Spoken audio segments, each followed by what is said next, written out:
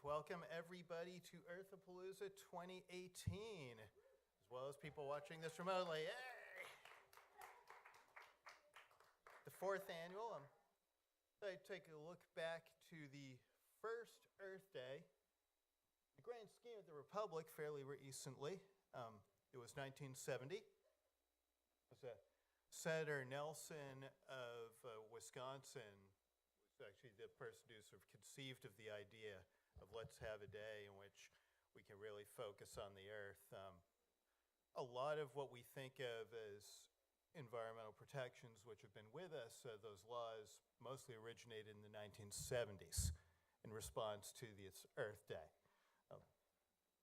I believe it was something like 20 million Americans observed Earth Day one way or another, and a population of about 200 million, so an enormous festival. Colleges played a significant role in that.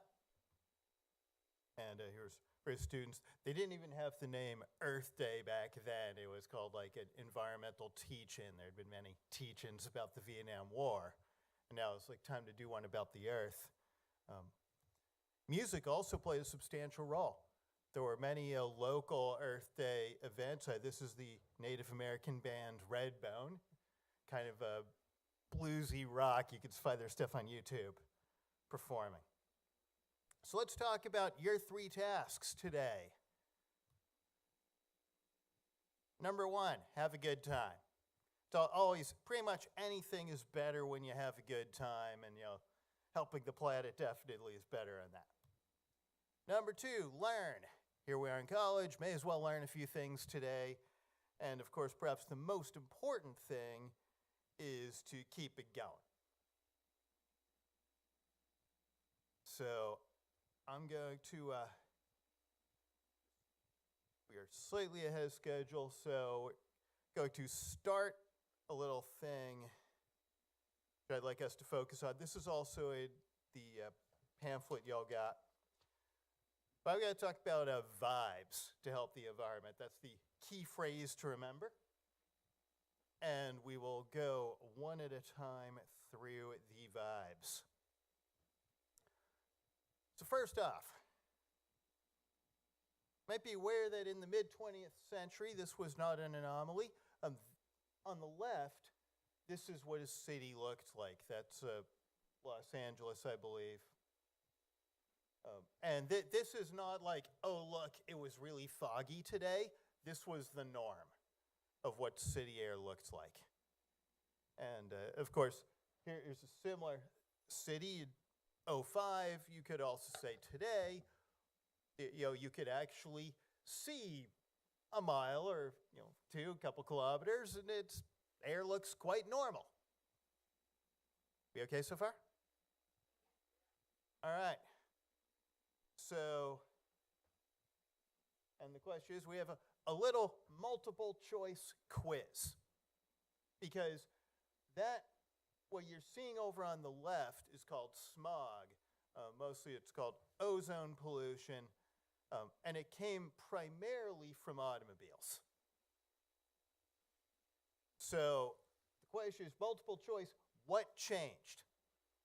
So right, option A, people are like, wow, these automobiles are making city air really vile. I guess we'll stop driving and walk and bike more.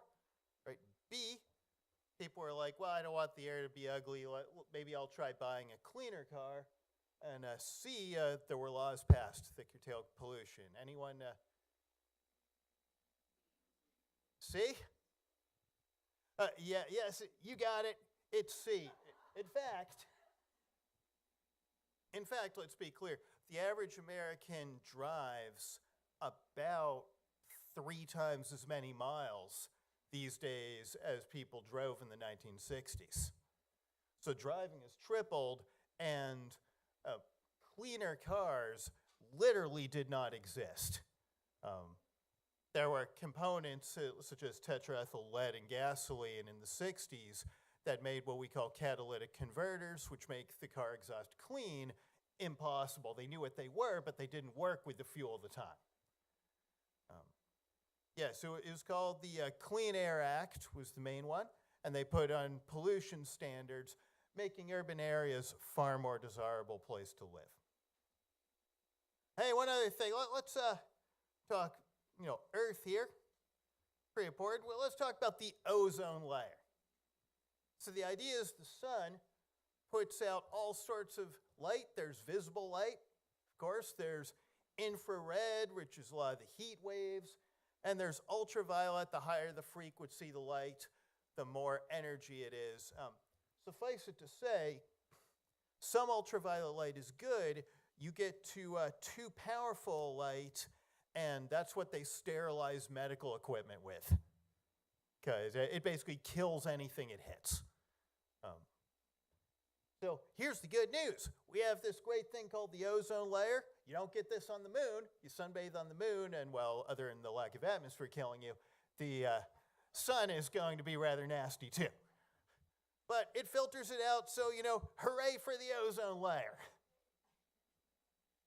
Now, we'll talk about one of the great successes you've probably never heard of, which is, if we take it back to 70s and 80s, a massive hole was developing in the ozone layer. It was developing over Antarctica, but it was spreading.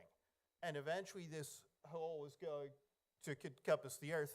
I remember as a kid, they were telling us that by roughly 2030, life on Earth would end. Because we had these chemicals called chlorofluorocarbons. If you can see the graph over there on the left, those are the years, 1960, 70, 80, 90. Do you see the kind of exponential growth looking at the top line? The different colors are different chemicals. But all these ozone-eating chemicals were growing exponentially. And each one, it was like each molecule of those destroyed 100,000 molecules of ozone.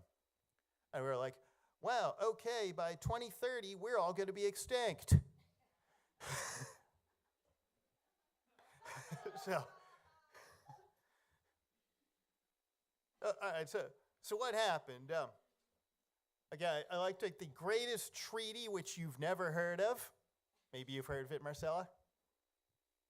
No, okay. Let's go. Just thought I'd ask. Anybody? Feel free to show off here.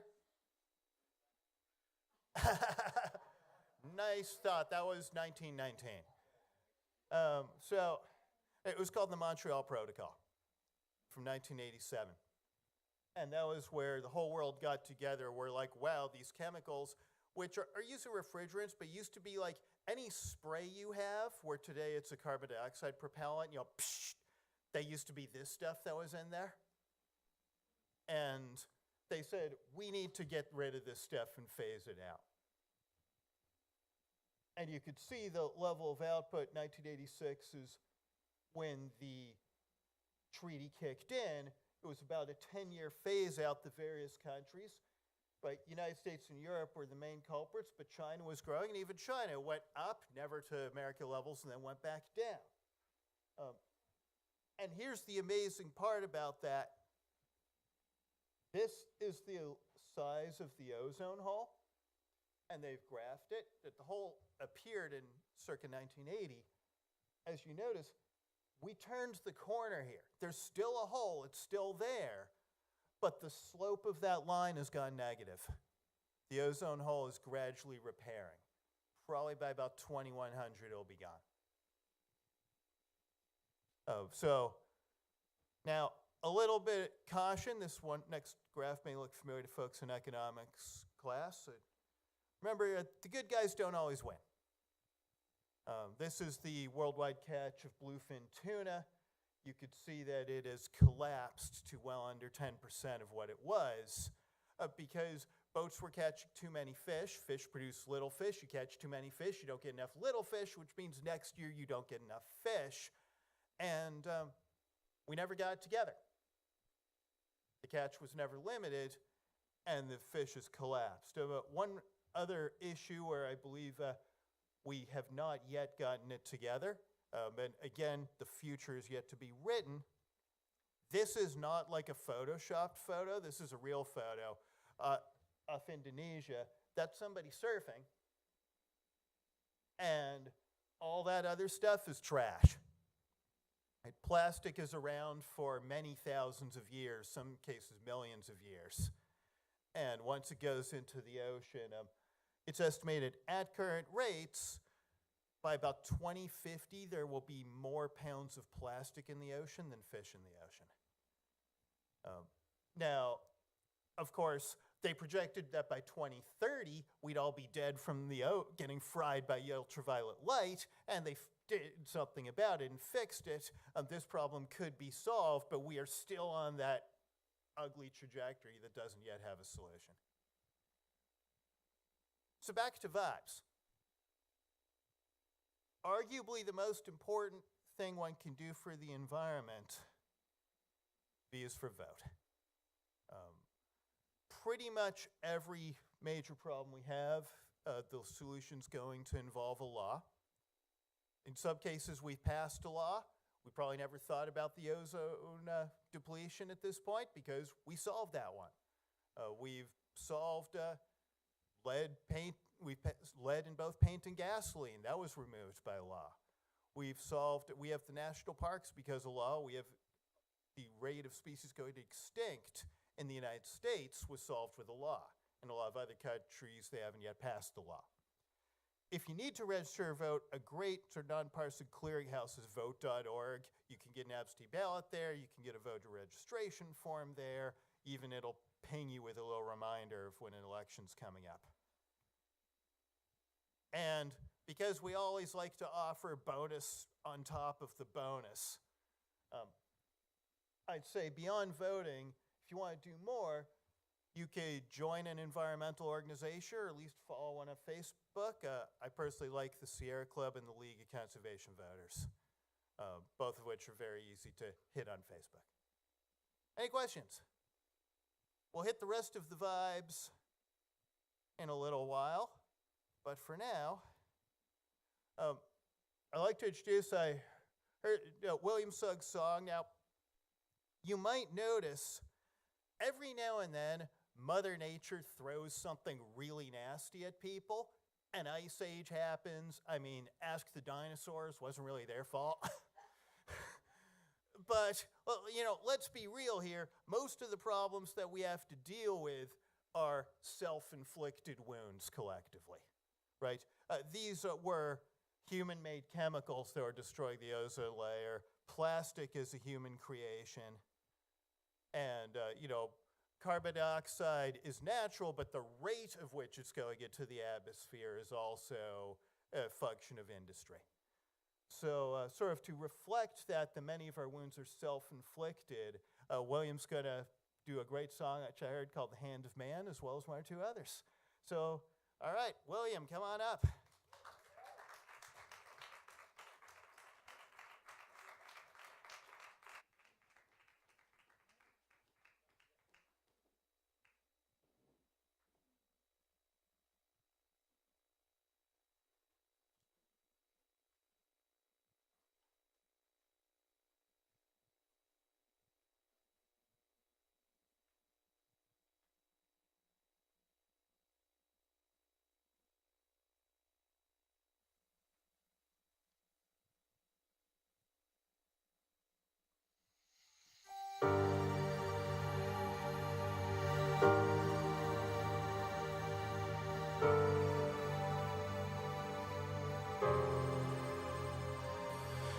Hands, a gift or a curse.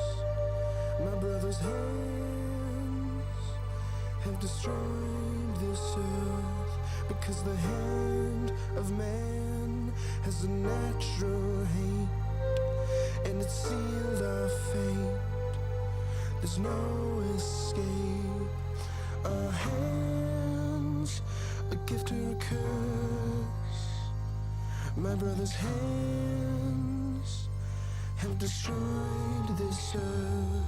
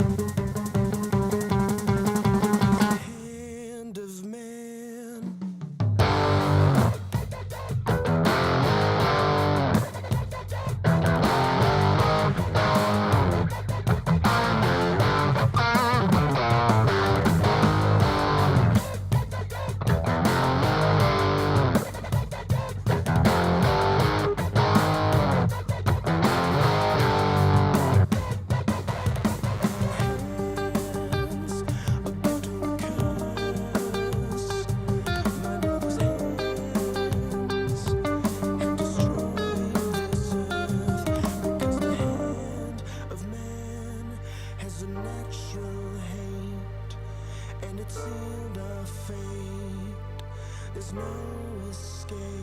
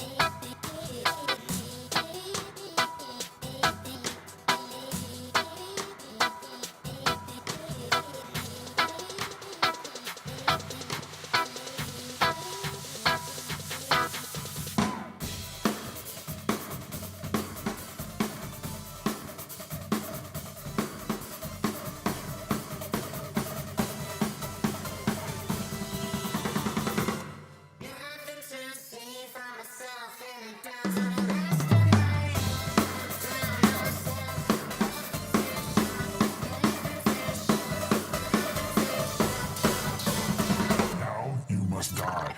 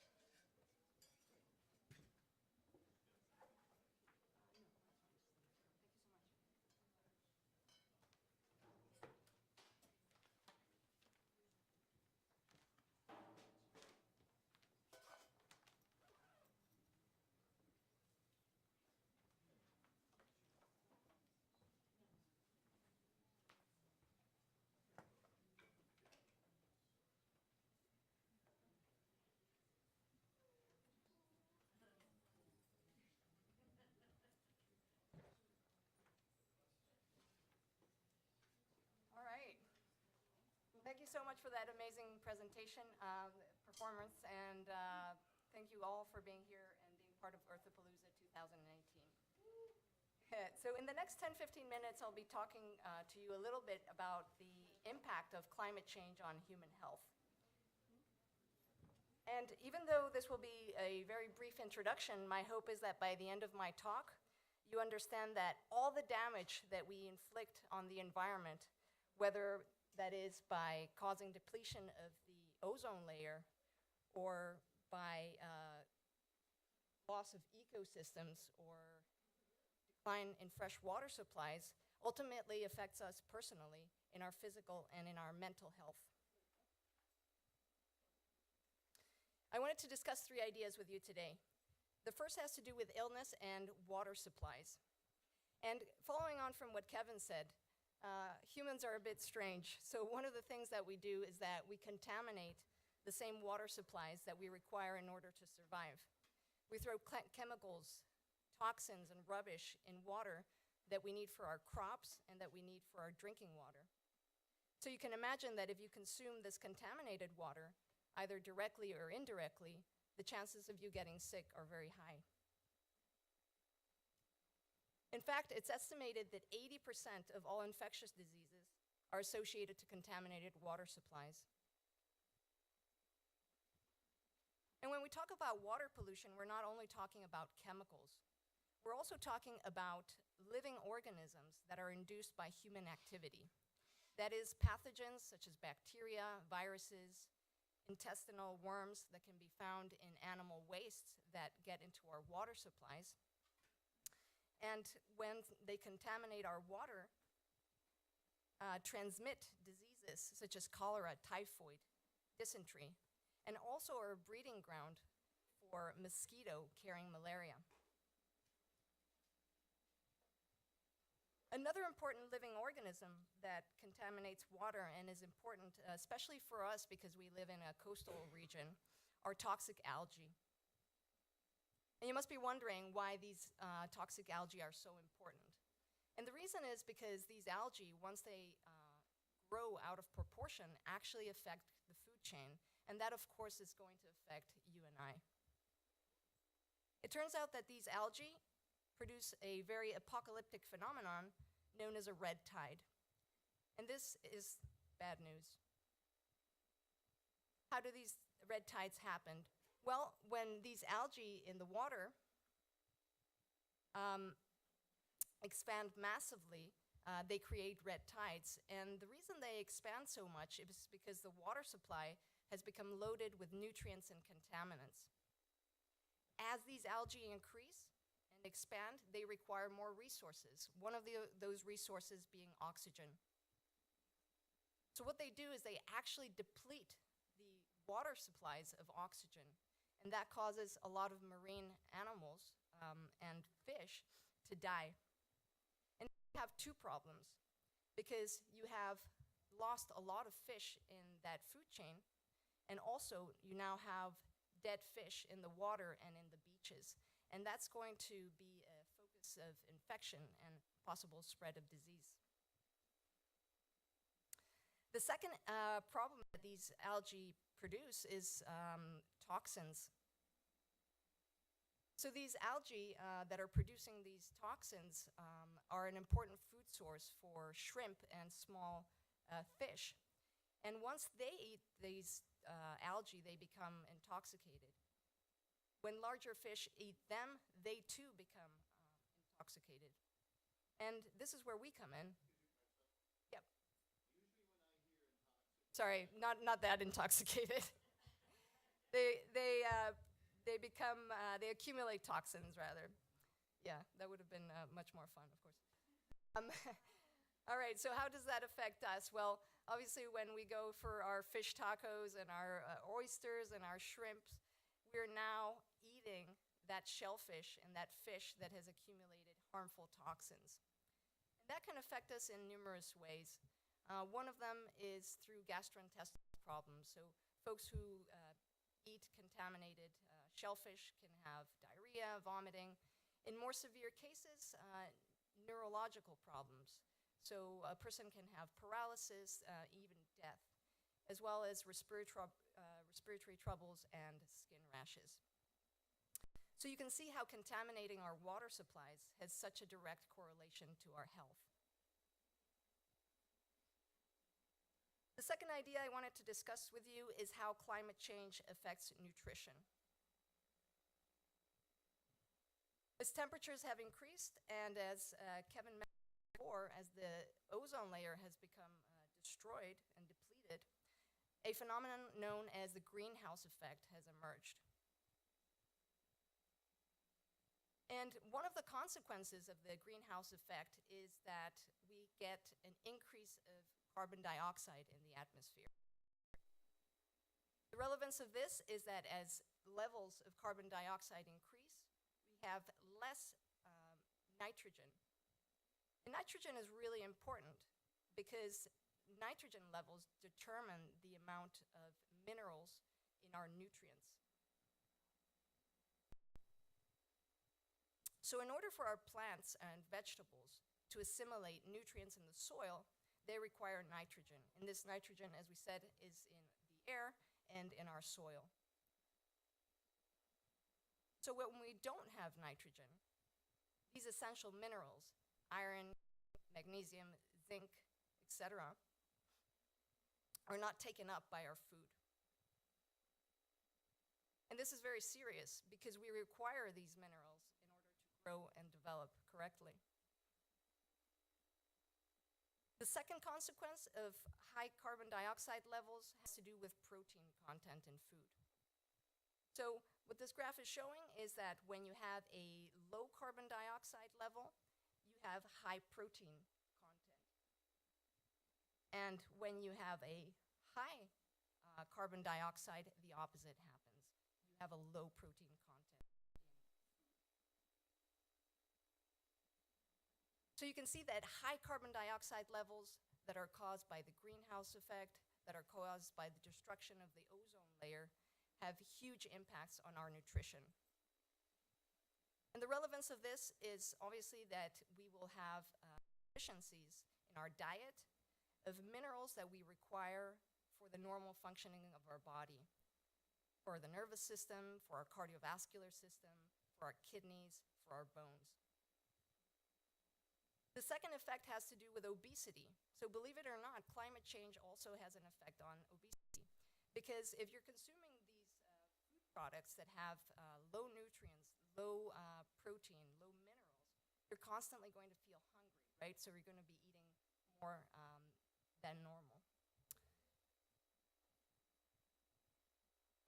And aside from physical ailments, climate change is also very relevant in terms of our mental health and well-being. Climate change, specifically acute events in the world, earthquakes, hurricanes, etc., are associated with psychological and emotional. And they're associated with anxiety, stress, depression, sometimes even suicide. You can imagine if you're this farmer who's invested all his money in the land and suffers a drought, and now you have to sell your house, your car, maybe you have to take your kids out of private school or whatever that you were sending them to, and you don't know if you're going to reach the end of the month. You can imagine how stressful that is. Or for example, these folks that were in New Orleans during Katrina, or folks that were in Puerto Rico, in Texas, or in Florida this year, and who from one day to the next maybe lost loved ones, lost their homes. You can imagine how stressful that is and how traumatic an experience like that can be. So, of course, climate change is very closely related to issues. The other thing that happens is that when we are in circumstances where it's difficult for us to cope, we tend to consume more alcohol and drugs, and that leads to increase in violence. So studies have shown that during events like Katrina or severe climatic changes, there's an increase in violence, specifically in domestic violence towards women and children.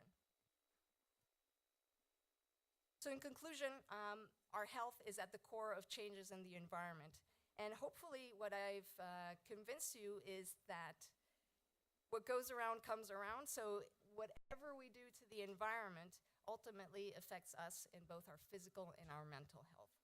Thank you very much. I'd like to introduce our next speaker, Professor Eunice Flanders, who will be talking about poetry, politics, and the power of mother.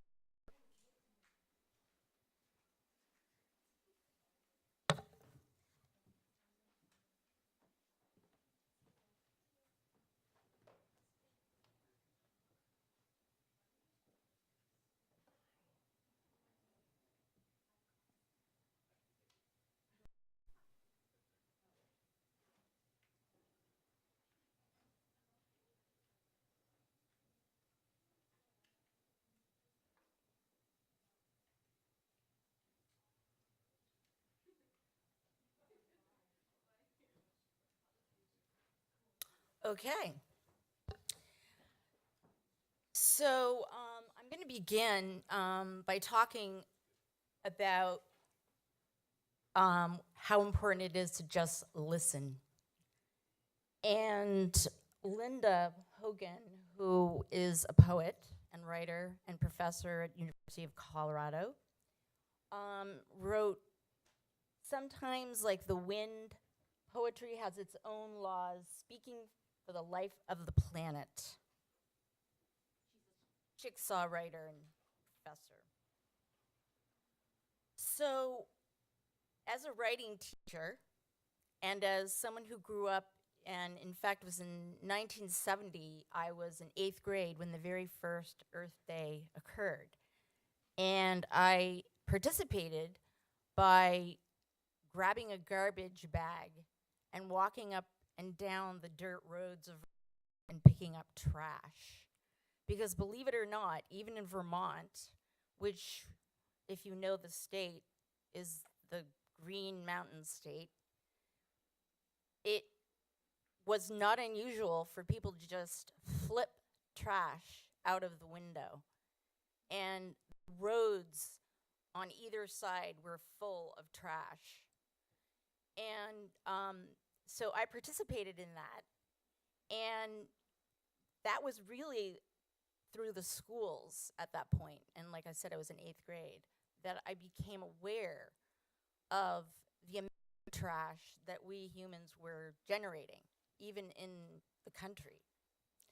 And so I've become involved in this movement by using the power of my pen and writing my congressman and my about my concerns, especially in this present time, about the climate and the denial of the reality that we have been hearing about. So this poem is a riff off of William Carlos Williams, and it's called "So much depends upon a blue pen writing on a page waiting to hold black words." As I said, and I apologize if there are Republicans in the room, I'm a highly political person, as my students know. And when Trump was elected, I felt suddenly as if I was in a bubble. And it was, what the hell happened?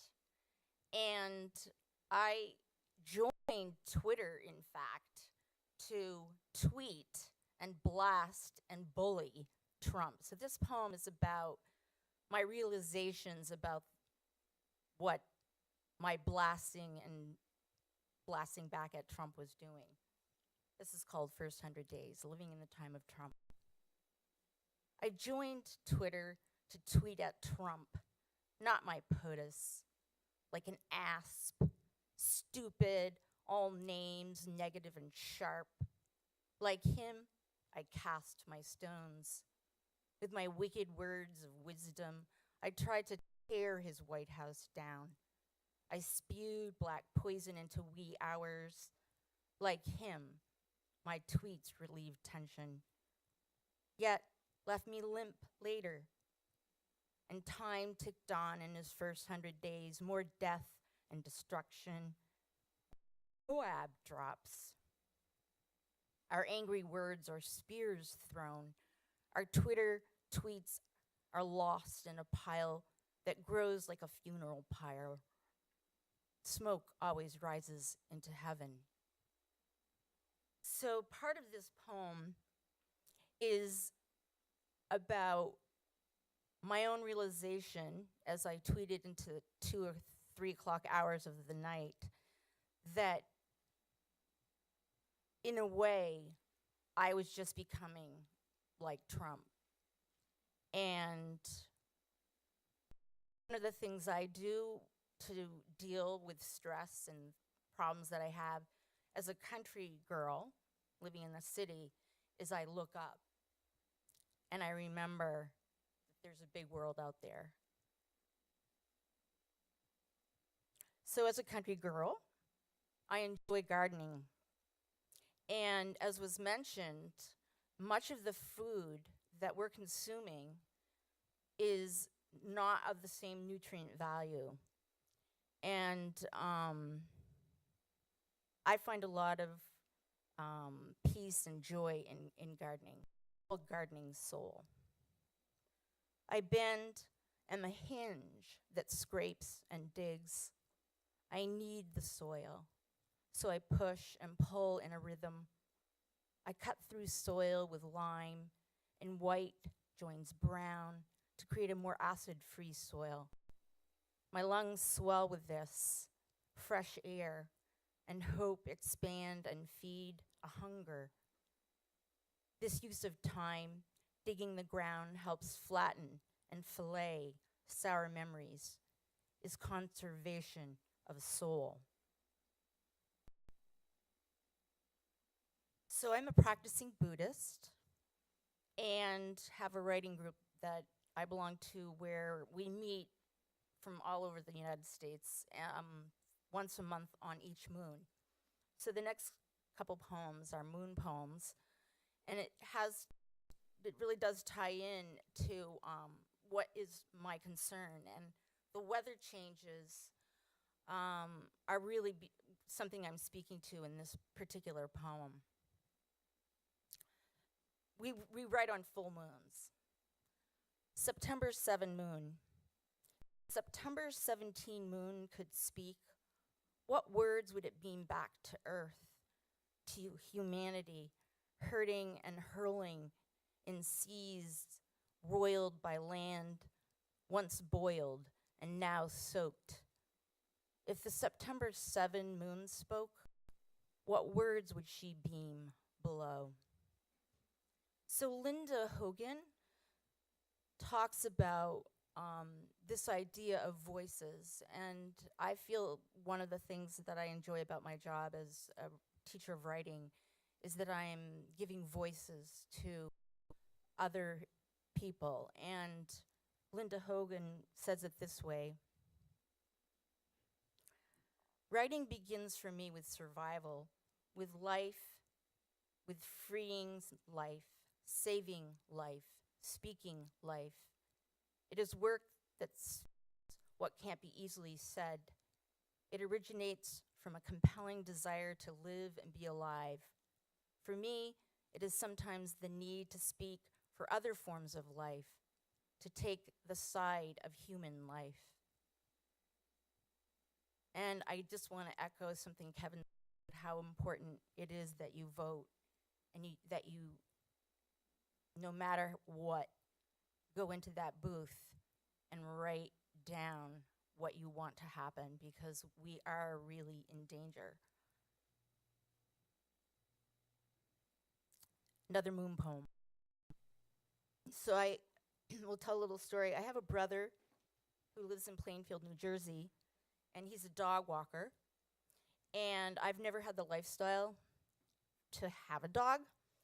And so when I go down there, because dog walking is a great job, he makes really good money, but it's also very lonely. So I go down to keep him company, and then I get my dog hit. So when I'm down there, he has a huge outdoor, he also has a daycare, and he has a huge yard. And as a again, a gardener and a country girl. I love playing in the yard and doing yard work. And I was raking these sticky balls, which are, they actually sell them on the internet, I realized, and was thinking, wow, that, we could make some money with these balls, as I was trying to throw them away. And as I was raking, I began to think about the prongs on a rake, and this idea of they were saleable items that I was actually trying to accumulate into bags upon bags upon bags and throw away. And how, in a way, I was interrupting a cycle of something that was going on with the trees as it was dropping its little sticky balls. Look up, Worm Moon 2018. While raking sticky balls, which from a gum tree fall, I note warm weather has given worms a way to wiggle as they squirm from dark dirt. They twist and turn in the sunlight. They churn, unearthed by my metal rake's prongs. Who is it who really belongs? Another gumball. Record change. So again, then I was thinking about something actually that was just mentioned about the worms and this cycle, birds eating the worms and the cancer. And I actually think about this when I go to Whole Foods sometimes to get a lunch, and I see the birds eating food that's been left, and I just saw it coming from down Boylston Street. Somebody had to drop the bag of potato chips that are all orange with this artificial coloring, and the birds are eating it. And I was just thinking about, birds and cancer and what we consume in the cycle that isn't being ingested. And so this is about a concern that I have about this change that's going on in the environment. Record change. Clearing out gumballs, little green needle-like leaves poke out and peek at the sunlight, which is not quite spring sun.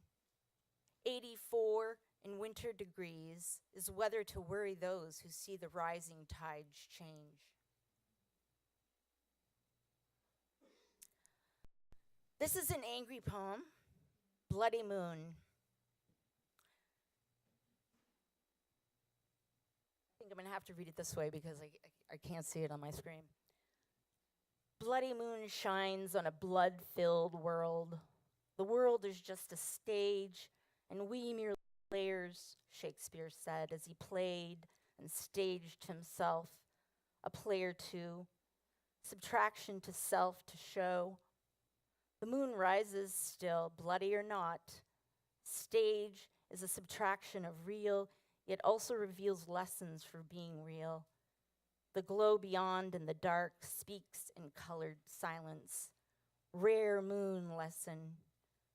The perigee, synergy, the Earth-Moon-Sun system, the supermoon, is not seen by many due to the daily grind to make it.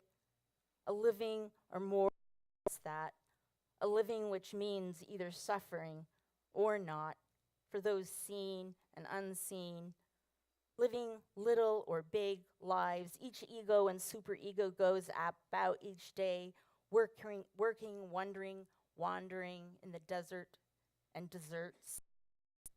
Like the paws of the dogs who live and suffer in the streets, they are just that, dogs. They lay licking paws in the streets while war wages on those deemed not worthy, by those who decide, who own positional power to decide, who lives, are worthy of staying or going. The supermoon gazes in a glare of night. She stares at the earth while it roils and boils under the power of the loud voices who are full of shame and shadows they do not claim. But the power of her gaze of truth continues in her patient, persistent way. She reaches down with her glow, offers her invitation to look to light. So when I was in college, when I would get really depressed, I would go out and I would hike a mountain, and I literally could because I was in school in Vermont. And nature has always been my mother, and the earth, my healer. So the ending is really about trying to remember that when I was upset about Trump and politics and the power of the moneyed. Somebody said to me, in the United States, we call them CEOs, but in Russia, they're called oligarchs. And again, this is, you'll see a theme about thinking about the cycle. Spoiled soil. The rust robin eats worms, pulls the guts out of darkened earth, takes for granted spring's gifts as winter crystals now melt. Green grasses burst from blackened, moisture-filled ground, pushing and puncturing soil's soft, soaked skin. Robins feast without regard for winter trials of careless misery and polluted spoils. Robin's worms are poisoned by each element, its sacred home spoiled, and each worm is soaked skin, which is injured too, that then lays latent in the robin's breast. But who will care about these shadowy rudiments? Robin simply seeks food, and it is only those who walk who carelessly drop dirty disregard. So that's about humans and what we do to Mother Earth. Okay, so this is a riff off. Again, Charles Bukowski. It's called Do It Right. And this is about taking a stand. Do it right. If you're going to try, go all the way. Otherwise, don't even start. If you're going to try, go all the way. This could mean losing brothers, sisters, daughters, and friends, because maybe they'll mind.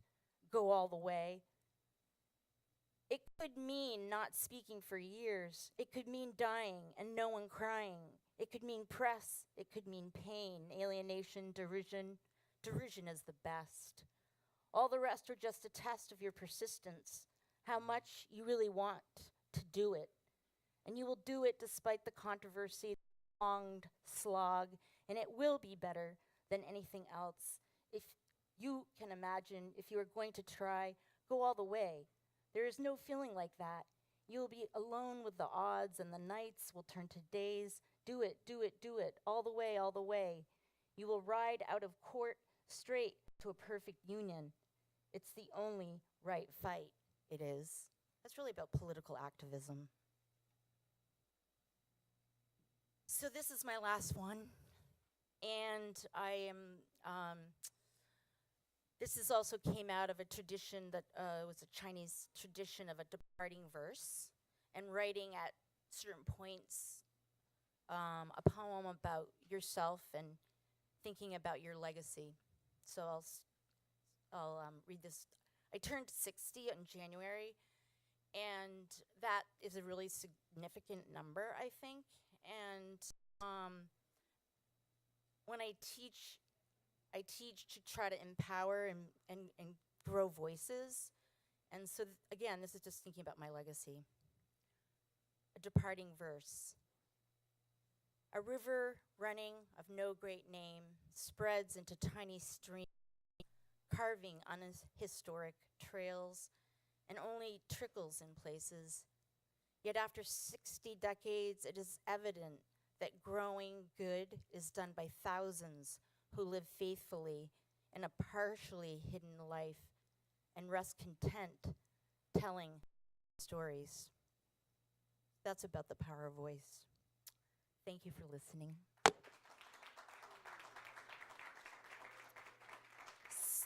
So coming up next, I am proud to offer you German Scheufler performance. Did I say? Okay.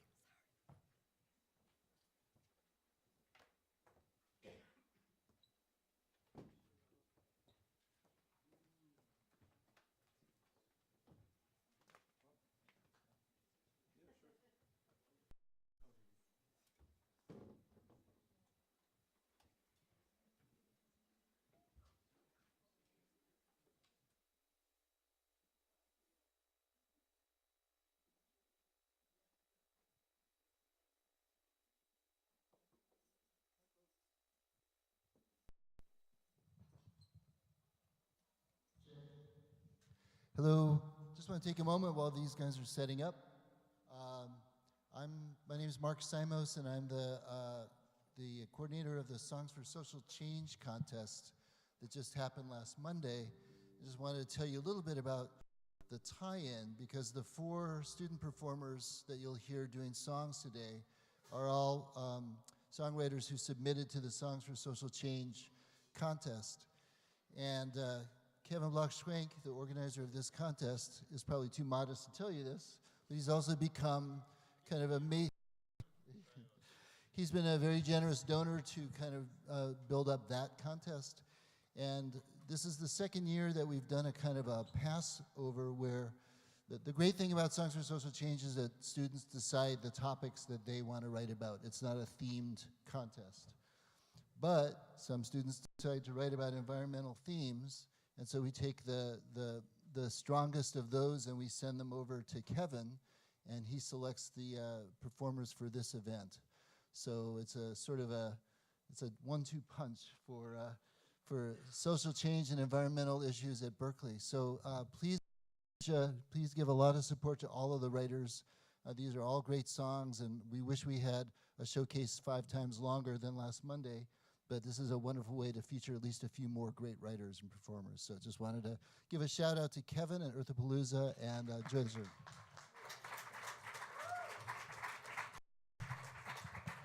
Well, thank you. It's very nice to be here.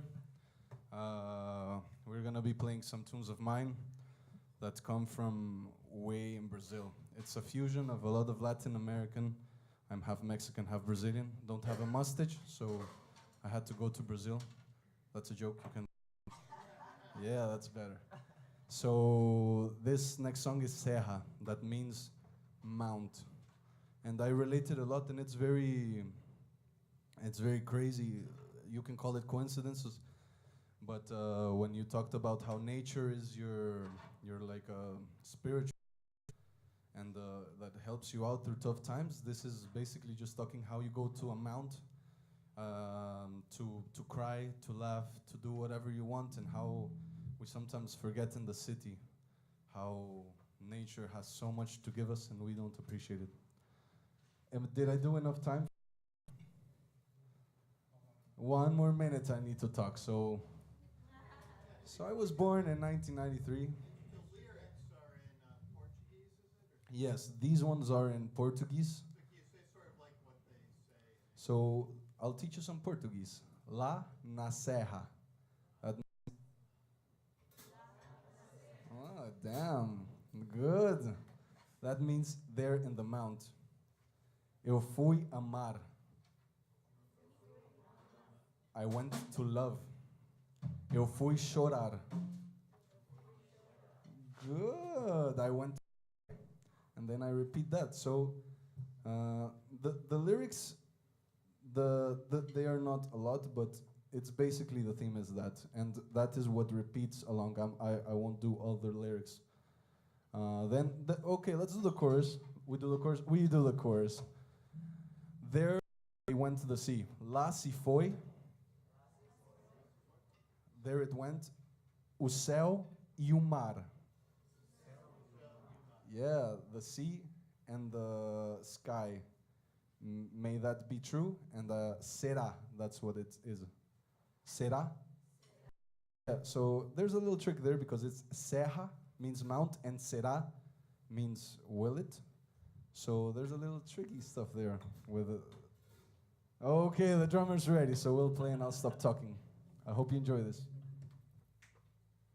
1, 2, 3.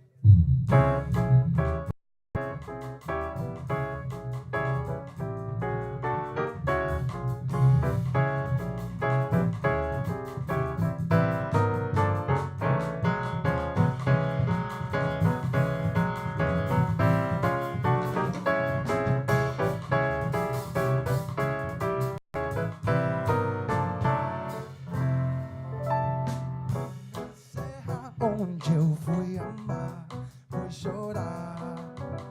Lá na serra, onde eu fui amar, fui chorar. E era um bater. Se for céu e o mar será. Lá se foi o céu e o mar será. Lá se foi o céu e o mar será. Lá se foi o céu e o mar será. Yeah, yo, day, yo, da, dum, day, yo, da, dum, day, yo, dum, day.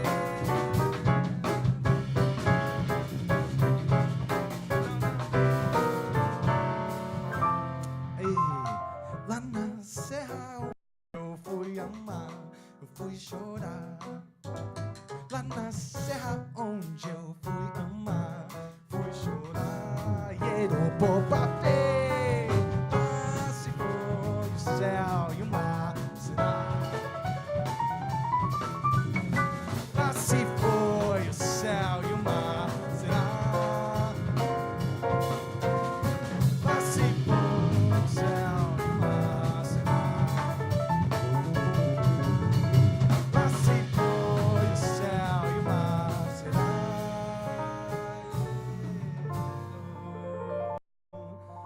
This is the fun part. You can do something. I'm gonna beatbox in 7, and let's see if Berklee College of Music can come up with something cool.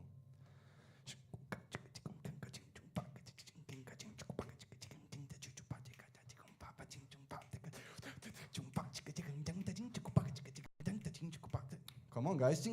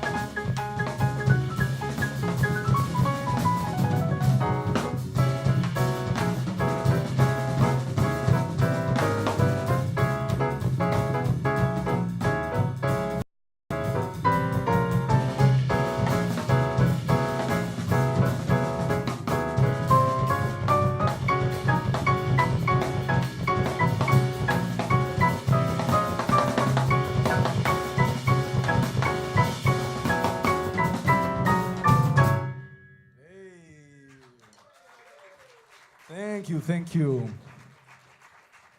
Let's go to the next one. I won't talk. I talk too much. This is called Cucholo. That means little puppy. That's my sister, if you guys want to know.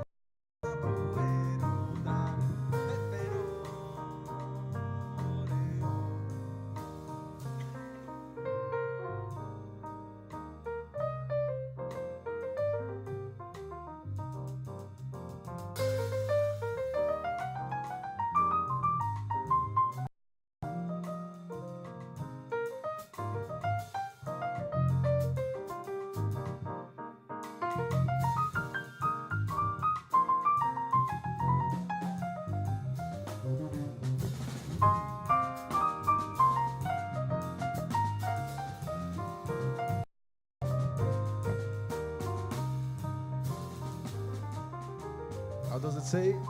Sirora poero, sirora payo, sirora poero, yaronda. Sing it with me, just that part.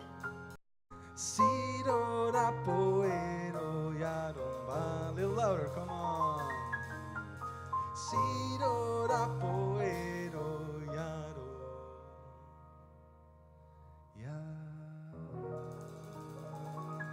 Okay, let's go there. Thank you. This is our last song. This is a called song Sirikumbaya. I love to invent words. That's kind of what I like to do songs. And Sirikumbaya means basically whatever you need to get through the day, whatever religion, if it's God, if it's nature, if it's science, whatever you need, it's fine. It's just a state of mind we use to get out, and it doesn't mean that we have to hate the other's view. It doesn't mean we have to not appreciate how other people see life. I have been blessed with a Muslim girlfriend. I have been blessed with Japanese players that are respectful, and I'm like, man, in Brazil, we don't respect like this, you know, like, what's up? And just Berklee in itself opens your mind to seeing that my way of seeing life, it's nothing. It's just a thing and a method I use to get through the day, and it's fine. And why not accept other points of view so we can make our life and others' lives better? So I hope you like it.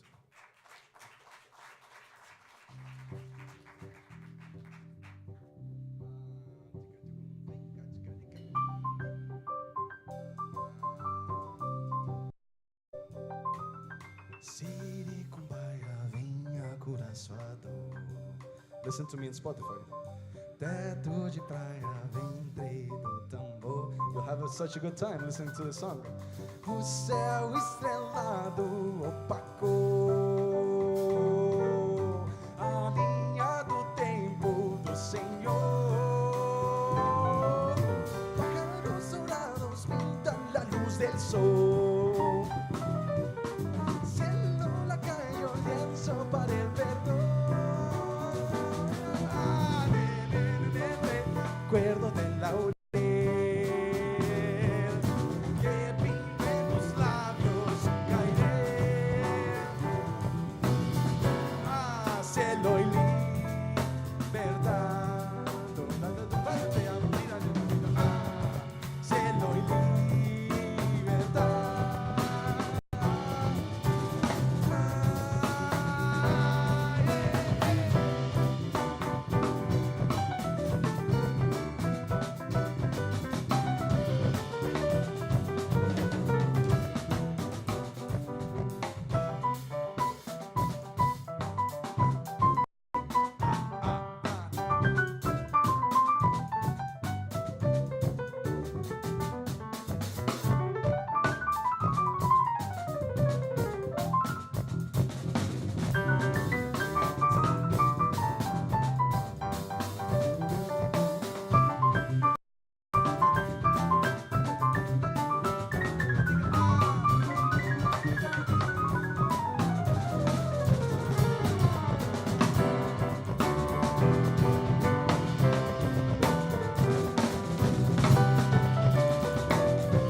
Let's go back to the sun.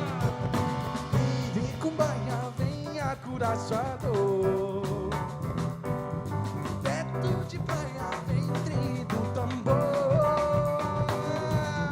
O céu estrelado opacou a linha do tempo do Senhor. Cielo y libertad. Cielo y libertad. Cielo y libertad. Let's loop this and let's bring it down. I'm not seeing everyone moving their head. This is Earth Day. Let's give it up for our Earth. Thank you so much for having me. Thank you for all of you guys for listening. Let's do more. Let's give more love. Let's give more tolerance. Come on, guys. You in the back. Let's dance. Ding, ding, ding.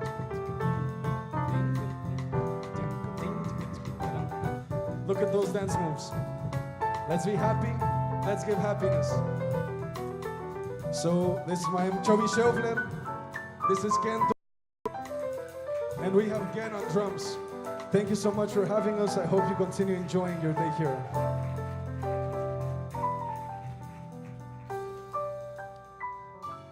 Cielo y libertad. Cielo y libertad.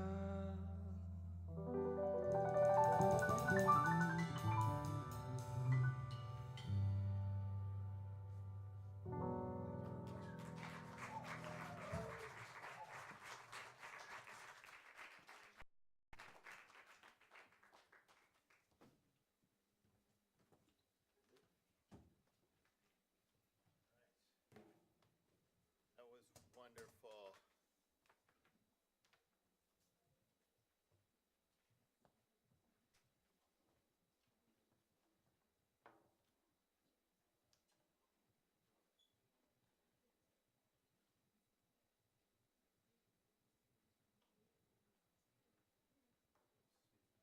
Get not sure if the squeeze. There we are. Perfect.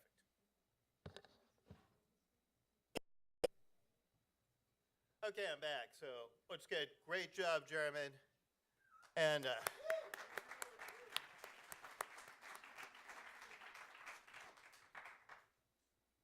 so we're talking, this is also in your brochure today, about word is vibes to help the environment. As we saw earlier, V is for vote. And if you're not currently registered to vote, or if you need an absentee ballot, just go to vote.org. It's a one-stop shop that has you covered. We'll look at the next letter here in vibes, which is often, if you hear someone say, like, use less energy, is it like, what do you think when you hear that? Like if we say, what's something you could do to use less energy? The lights, right? We hear that, maybe carpool, maybe that. We often think of energy use as what we directly use, like you've turned on your oven, you've turned on your lights, maybe you're using hot water to shower. Well, much more energy is used in the stuff we buy than used by us directly. Here's energy consumption in America by sector, and bear in mind that this isn't even counting all the goods we import, while we import almost no electricity. You can see residential, now electricity is a separate wedge there, but for other energy, residential, where we live, is about 7%. The big ones, right? Industrial is about a quarter, and then getting stuff from point A to point B is another quarter. Electricity itself breaks out essentially a three-way split between industrial, commercial, and residential.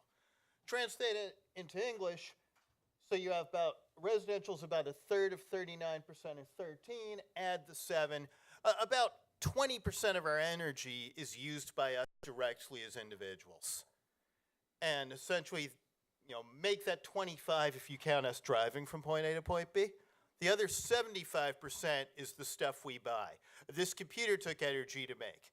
All the, this podium, cutting down the tree, cutting the tree into wood, polishing the wood, all the chemicals in that, transporting the wood, etc. So, for us, the biggest way to, let's say, use less of this, because, of course, energy is that stuff on the left, which is, we talked, Marcela had a great bit about climate change, and, of course, the primary thing that increases the greenhouse to get it. So I think the greenhouse effect is already here. The Earth is about 55 degrees warmer than it otherwise would be, 55 Fahrenheit. And that's a good thing. The danger is if that goes to from plus 55 to plus 65 or 70. Maybe even plus 60 would start getting ugly. So, the idea, so basically, a little counterintuitive, is for individuality. Right. Great thing you can do for the earth is be very thoughtful about what you buy. Go for self-expression. Go for stuff that's unique. Go for stuff that's made by hands. Go for like, how many ways am I going to use this thing? Hey, I'm going to get, 1 or 2 pots. How many different things can I do with it? How many? Just don't automatically think that more is better. And really, I think the ethos of the upcoming century, if we're going to make it through, is doing more with less. So, and since, of course, we always go for bonus points here, if you're like, all right, I hit that, give me something else, well, then when you do buy stuff, if possible, buy stuff that's environmentally friendly. This could be both at how it was produced and what happens to it afterward. Does it decompose, or is it plastic that gets to haunt people 1,000 generations from now? Got time for one more. So, review. V, vote. I, individuality over quantity. And then we're up to B. Anyone recall a famous quote by Mahatma Gandhi? Be the change you want to see. Yep, B is for be the change. So, this idea is, for example, if you do some recycling, that's great. You definitely save some materials. It takes less energy to recycle an aluminum can than to dig ore out of the ground and turn that into aluminum. On the other hand, one of the big benefits from doing that is other people seeing you do it. Some people are going to do something because they care. Other people are going to do something because they don't want to look weird. And, once enough people start doing something, the default becomes, hey, I don't want to look weird. I better get on this too.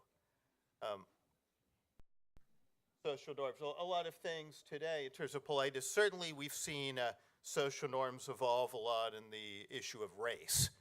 That there are things which people would never say in public today, which were quite commonplace a century ago. So one could hope we'll see something similar with the environment. And, let's see if you can figure out the bonus. How can you make your activities be even more known than simply the people who directly observe you doing them?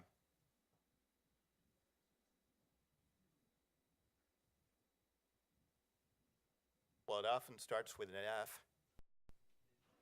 Facebook, right? Social media. Right? So in other words, if you actually say like, oh yeah, I eat vegetarian a lot, or I carpool here, I ride a bike, I like to bike around. Whatever you do, you sort of mention that, they're like, oh, okay, that's cool, that's pretty standard.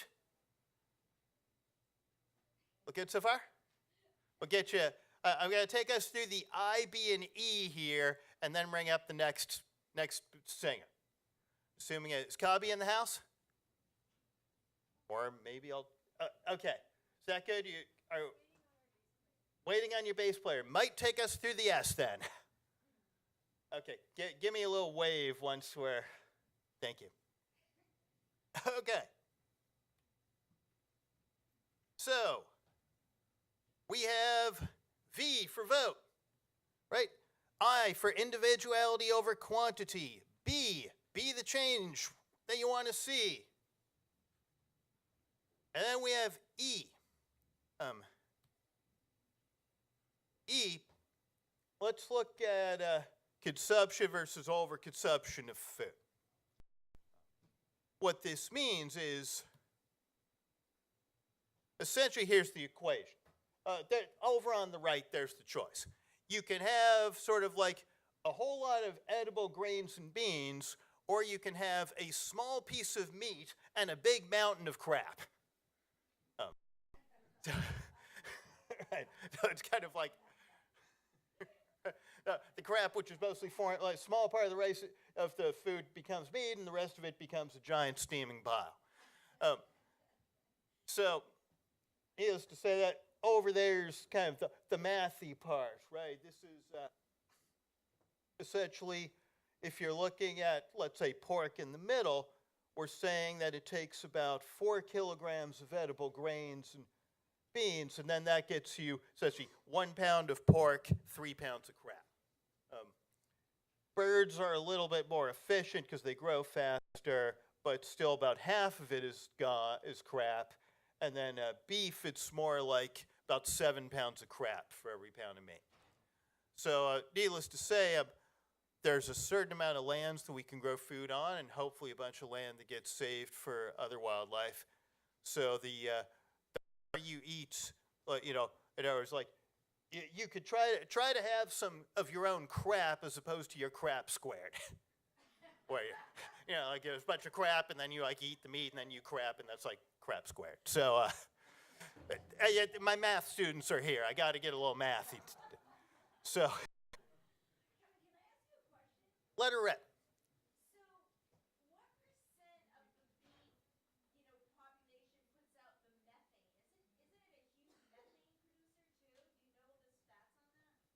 Yeah, so this I know exactly what you're saying. Talk about greenhouse gases, which are things to warm the earth, which once again, our earth is already warmed. The danger is not creating the blanket, the danger is thickening the blanket and going from plus 55 to plus 60, 65, 70. Methane itself, these numbers are approximate, I'm sorry. Carbon dioxide is roughly 60% to 2/3 of the issue. Methane is about 20% of the issue. And I'm pretty sure that cows are around a quarter of that methane. So we're talking cows are about 5%. I would say that in the United States, when you look at worldwide economic impact from agriculture, agriculture is the number 2 culprit after transportation. But let's say that in the United States, like agriculture is actually a very small fraction of our contribution to greenhouse gases because we do so much industry and so much driving and so much of that. Countries which are much less industrialized, it's a much bigger fraction. Hopefully that answered your question. So yeah, definitely. So some of that stuff rising off the pile of crap is going into the atmosphere, definitely. Great question.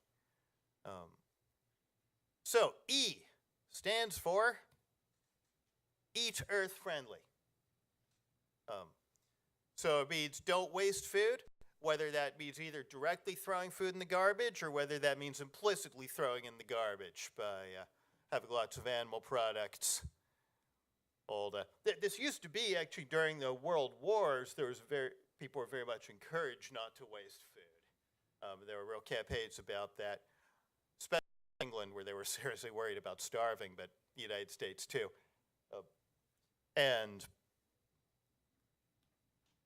Bonus, right?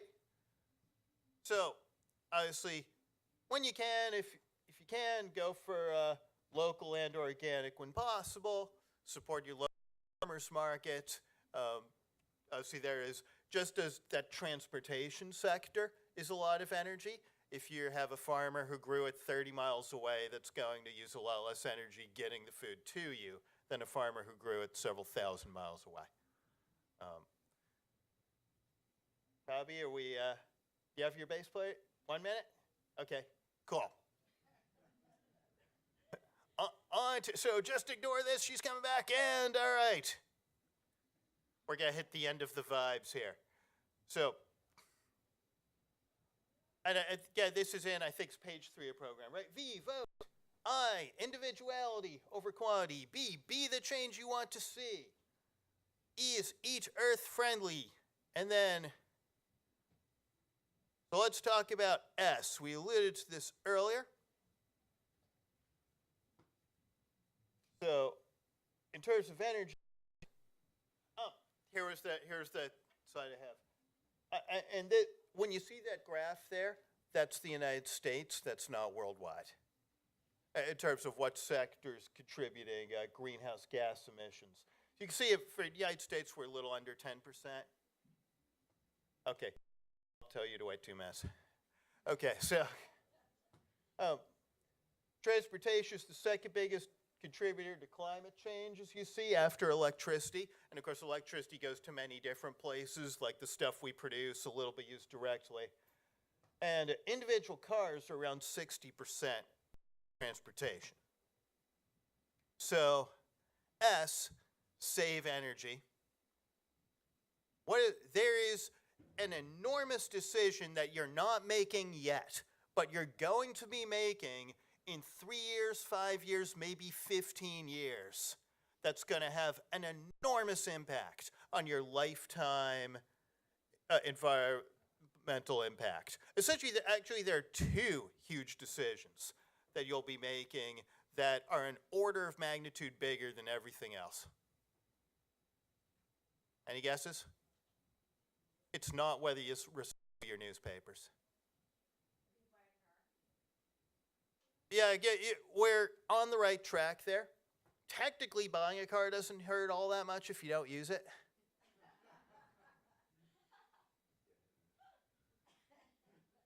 The big choice, one big choice you're going to make, one which won't go too much into is how many kids you have.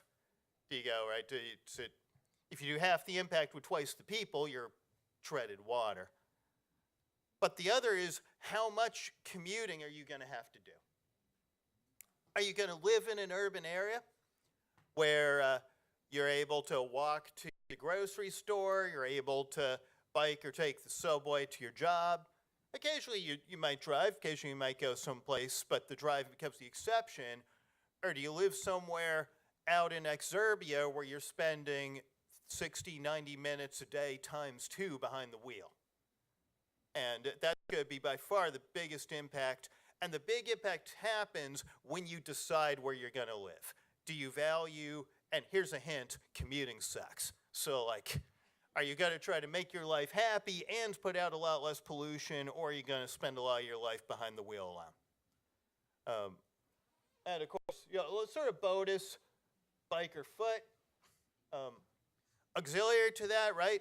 Minimize the size where you live. You're going to use a lot less energy keeping your 1-bedroom apartment at 75 than keeping your 8-room mini mansion at 60.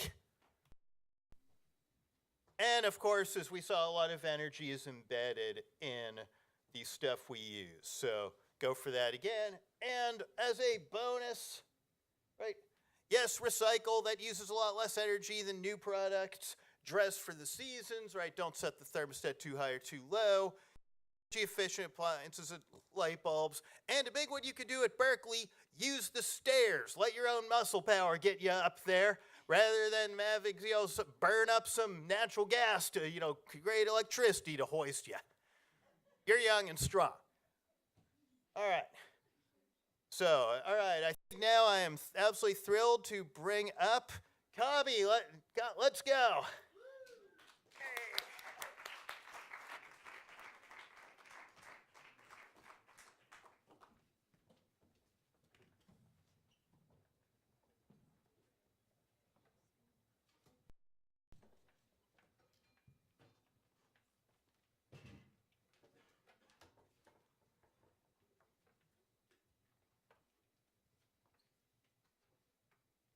Hey everyone, I'm Cobby. For those of you who don't know me, I'm originally from Florida. I grew up my whole life in Mexico, which is actually one of the biggest dead zones in the world right now. So I wrote a song called For the Sea, which promotes awareness for ocean pollution. Cobby, can you just explain for those who don't know what is a dead zone? A dead zone is a body of water that has too many chemicals have gone into the water, like from fertilizers and animal feces from farms and that kind of stuff. And there are areas where there's very little dissolved oxygen in the water, so the fish aren't able to breathe and they just die.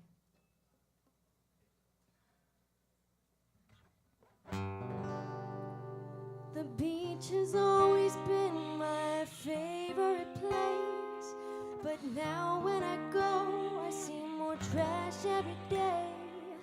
The ocean's always been my perfect escape, but now too much life has been done.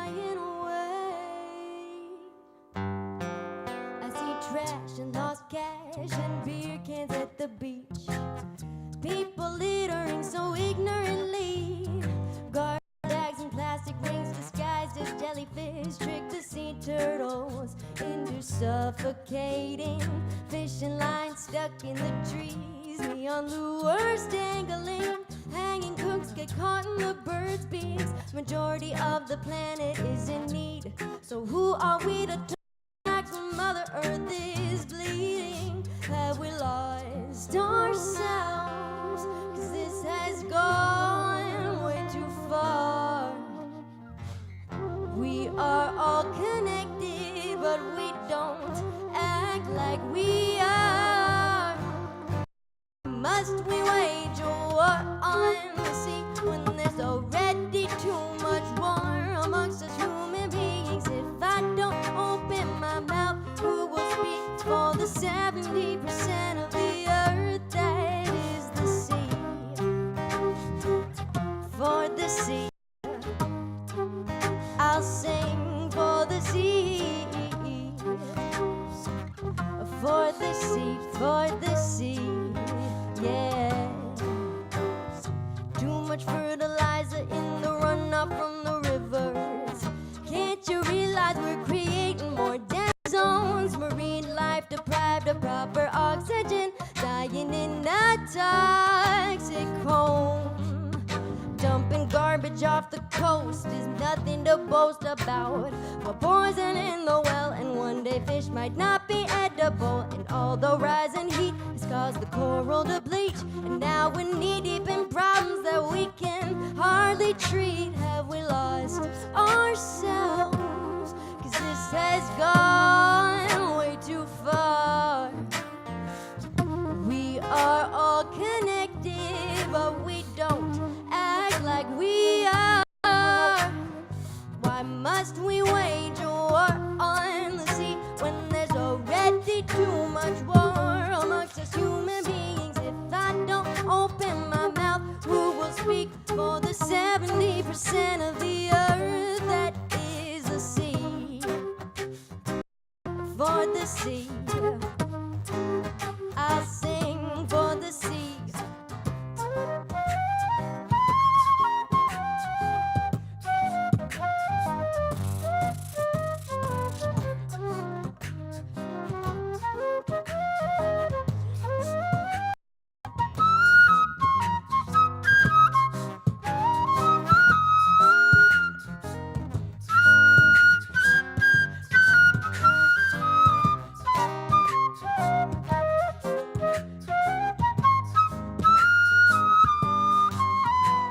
The ocean is a treasure, but we treat it like a dumpster.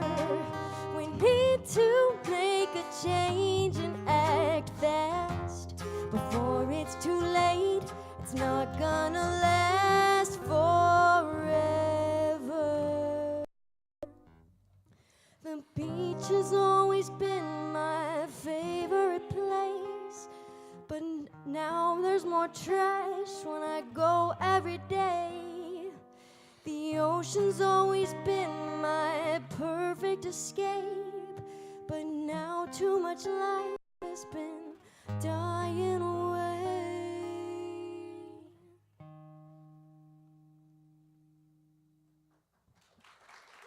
Thank you.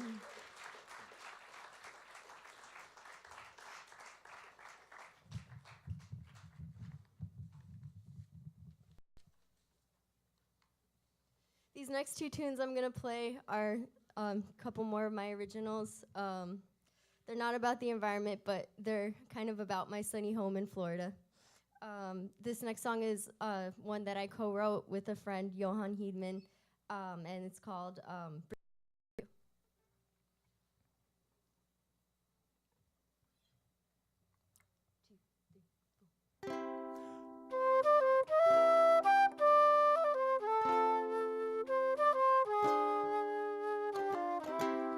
floating around aimlessly, feeling the frozen ache in my bones, missing the pull of your gravity.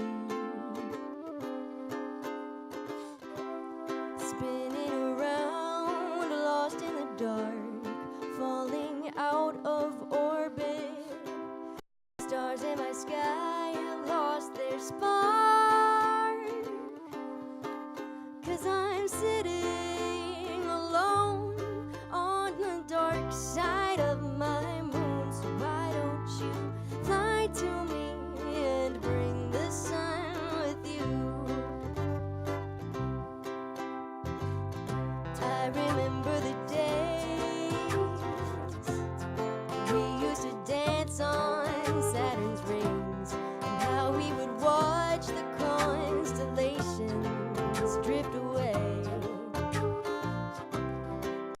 The light in your eyes, as bright as a supernova, wishing our love could reignite.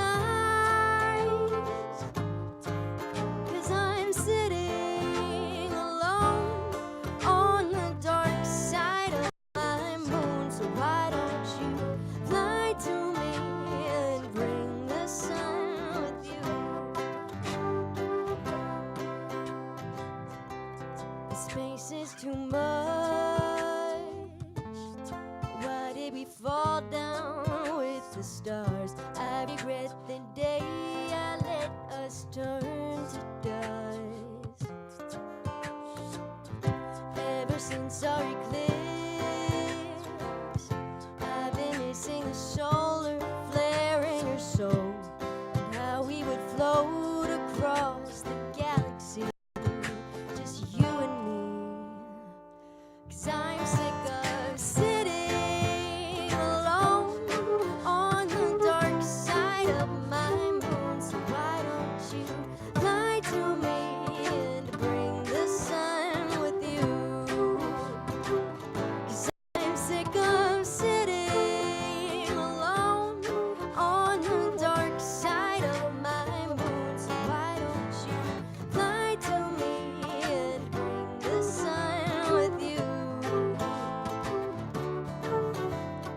Fly to me and bring the sun with you.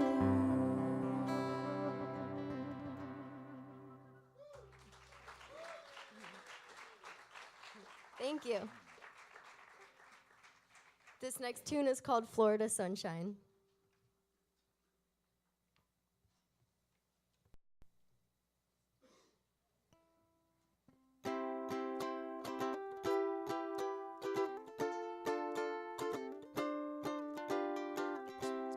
You are the smile on my face when life is a stagnant haze. You are the thing that's in my step, fighting gravity. You are the warmth that lies in my heart on a cold, windy day. Plenty of your sunshine coming my way. I hope it's here to stay. 'Cause you can make anywhere feel just like home. And I know that as long as I'm with you, I'll never feel alone. You are my Florida sunshine. You are my summer in the winter time. You are every sky that's truly blue. Oh, what would I do without you? What would I do?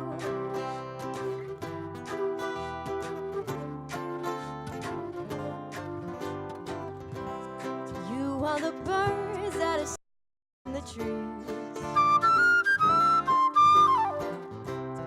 You are the stranger smiling at me on the street whenever I'm frowning. You are the prettiest days that this city has ever seen. Even when a blizzard from hell has swallowed me up, you make it ice cream. 'Cause you can make anywhere feel just like home. And I know that as long as I'm with you, I'll never feel alone. You are my Florida sunshine. You are my summer in the winter time. You are every sky that's truly blue.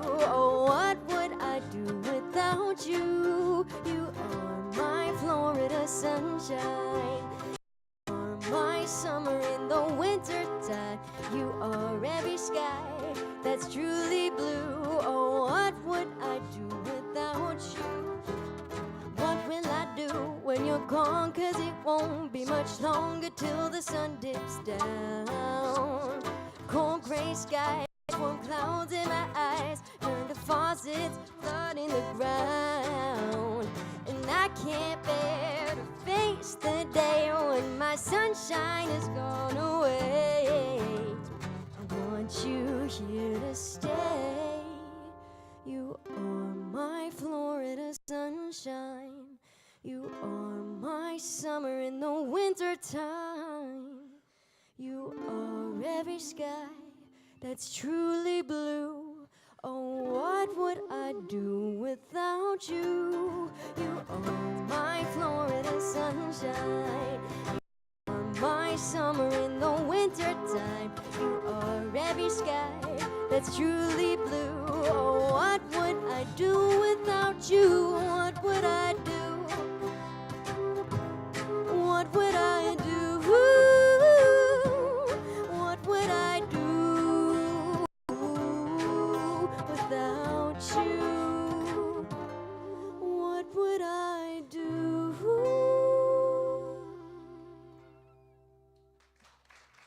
Thank you. Thank you to my musicians, Kaylee Earl on bass, Andrew Bustamante on beatbox flute, and Tristan Garrity on guitar. And thank you, Kevin, for having me here. And thank you, everyone.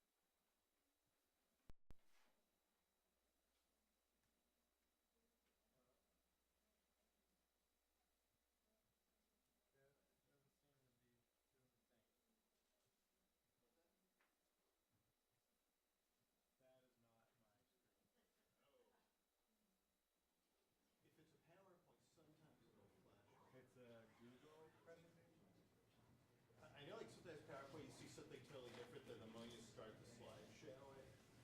It goes normal. Just try starting the presentation if that doesn't happen. I mean, I can access it from your computer if you're online. Yeah, we can do that. This is.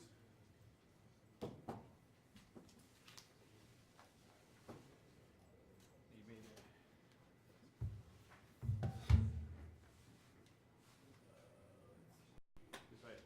Your friend Nate Greenslit, he's one of the great acquisitions that Berklee got after merging with Boston Conservatory. Of course, as with all mergers, sometimes the technology doesn't always agree. Hence why we are currently need to round this presentation onto my computer.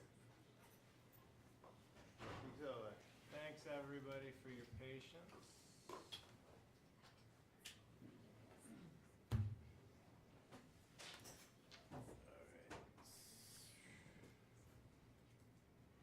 It will be worth it, I promise.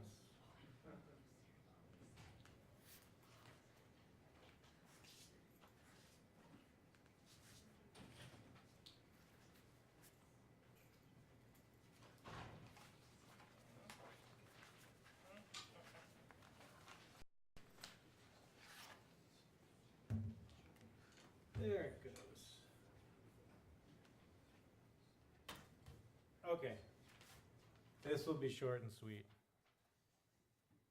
So, one of the original definitions of Earth, of the word Earth, is the ground considered as a place for burying the dead. So, let's talk about death. You owe nature a death. This is one of my favorite quotes from one of my favorite writers, cranky philologist, moral philosopher, and eventual tertiary neurosyphilis sufferer, Friedrich Nietzsche. And I actually think he nicked this from Goethe. But I just think what a curious thing to imagine death as a debt owed. And then again, if Earth originally meant where we shall be buried, maybe we're onto something here. So debt, students, if you don't know debt now, you will. Debt is not possible. Debt is not possible without separation. So if you owe nature a debt, we must first and foremost fantasize ourselves as separate from it. And believe you me, once you start fantasizing yourself as separate from anything, all sorts of hijinks ensue. You may be curious to know that etymologically, debt is related to guilt. Guilt's derived from an Old English word that has been rendered by the Latin debitum in all sorts of sources like Lord's Prayer, New Testament, and so on. But guilt, what is guilt? What's that? Is it gold? Is guilt gold? Oh, I said like something that's guilt. Yeah, maybe. Well, it's a strange treasure then. It's, the gnawing feeling that we have done something wrong to another, and that punishment, well-deserved punishment, looms. So in a sense, I think Earth Day, as a symbol of the contemporary environmental movement, was actually born out of guilt, out of the sense that we are ruining the Earth. So when we say Earth Day, perhaps we really mean Judgment Day.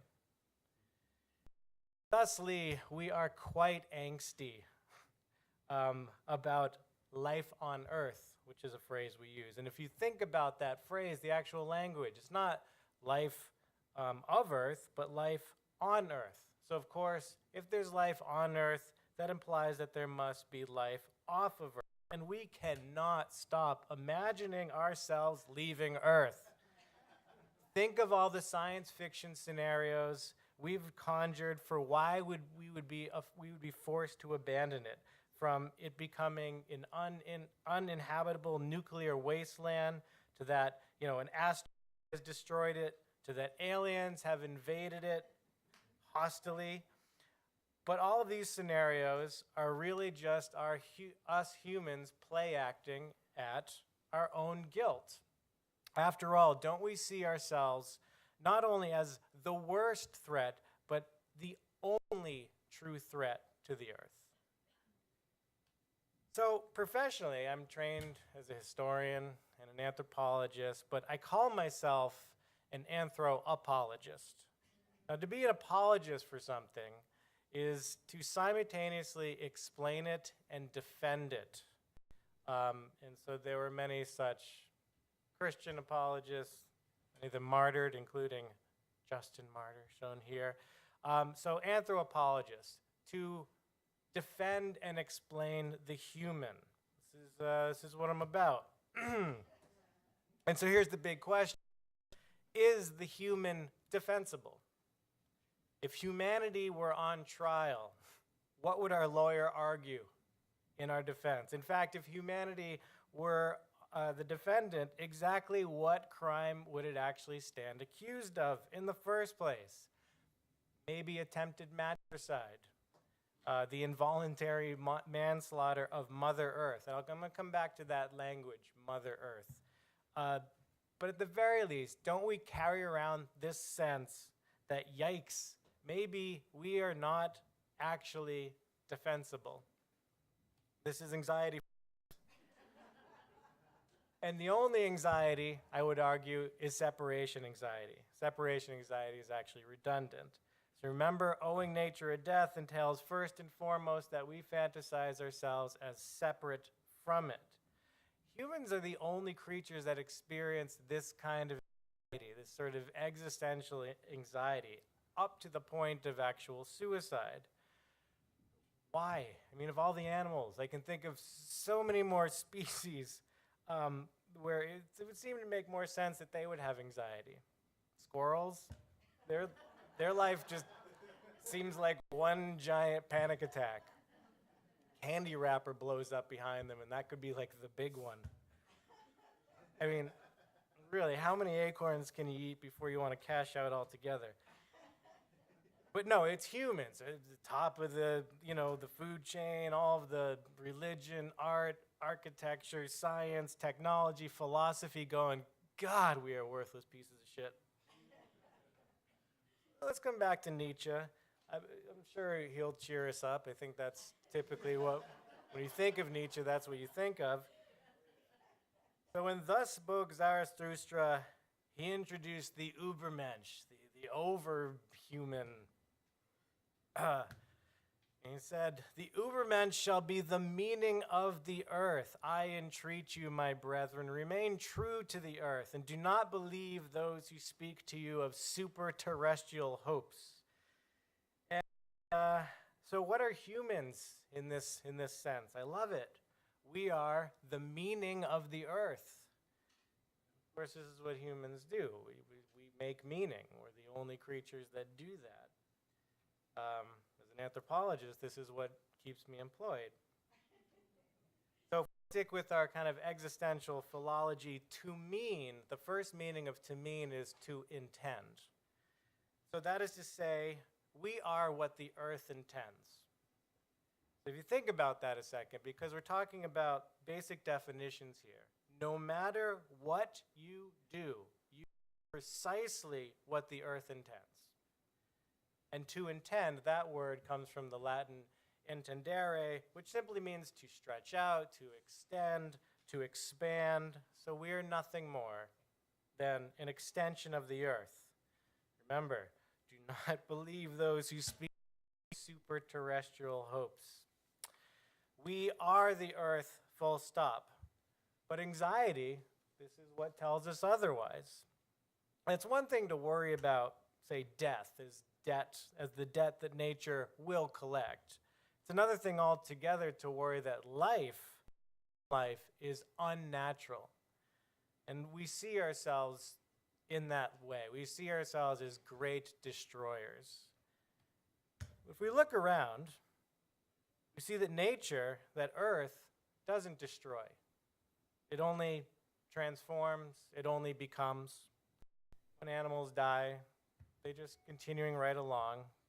But we humans, with our stubbornness and our stupid language games, have gone and ruined everything. We try to make nature, earth, sit still with our ideas and our insistent denial that we are a part of us, even if that denial comes in the form of brutal self-judgment as potential matricides, Mother Earth.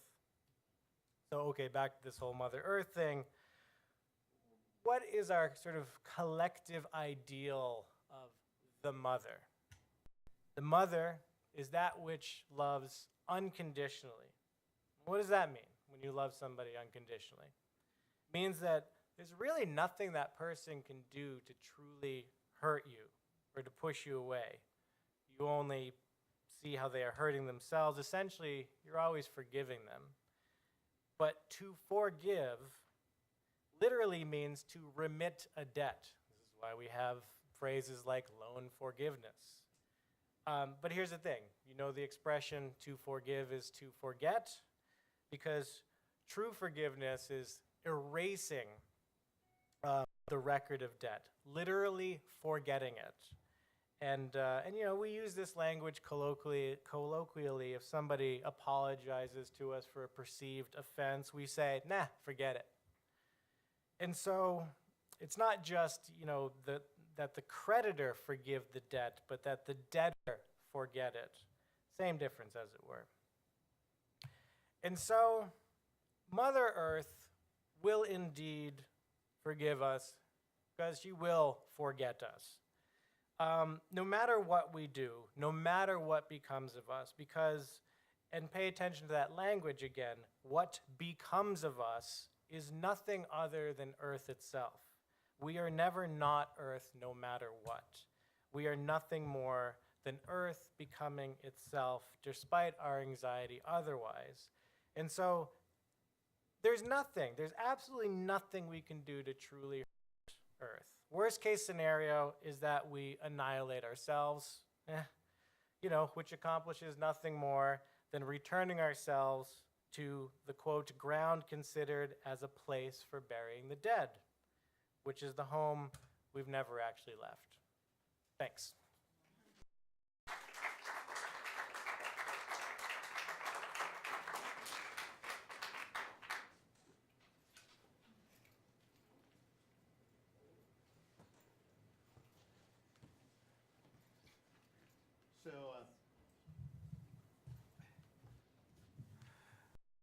those fascinating talk. Perhaps let's say part of being an environmentalist is that acknowledgement that sometimes things can go wrong, and perhaps that it's good, therefore a lot of our preparation is okay. When something goes terribly wrong, what do we do about it?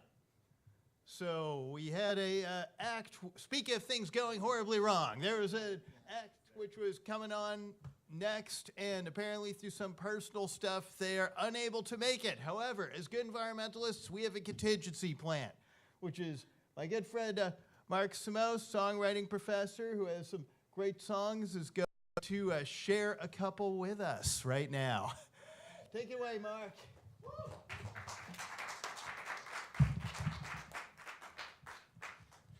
Hi there. Well, there's about 5 points of irony of this. First is that I mentioned before that the way Kevin and I have been doing this, I kind of shepherd the environmental songs from the Songs for Social Change contest over to Kevin. And so to not make him feel like he's being railroaded in anything, make sure that he's picking songs he really likes. This time I sort of said, and you know, if there's no songs you really like in this batch, you've been so generous, I mean, I'll do a couple of songs. He said, thanks, Mark, that's okay, but I bet with the students will work out. And he did find some great songs, and I'm sorry you're not going to get to hear the last set of songs, but here I came, and turns out that the only problem is all of my environmental songs were written for other voices, and I haven't performed them in a really long time. Irony number 2, I make fun of all my students who come into the songwriting classes who don't have lyrics pieces of paper. Instead, they bring out their cell phones and put their cell phones on the music stands. And I kind of laugh because they say, you know, old people like us, we could never do that because we couldn't possibly read the lyrics. Now I get to try to do that because I only found out 5 minutes ago that I was going to do this. And I mentioned that I write these songs for other voices, but when you're a songwriter, you have to sometimes leap into the breach. So I'm going to do a few songs for you, and the first one's called Troubled World.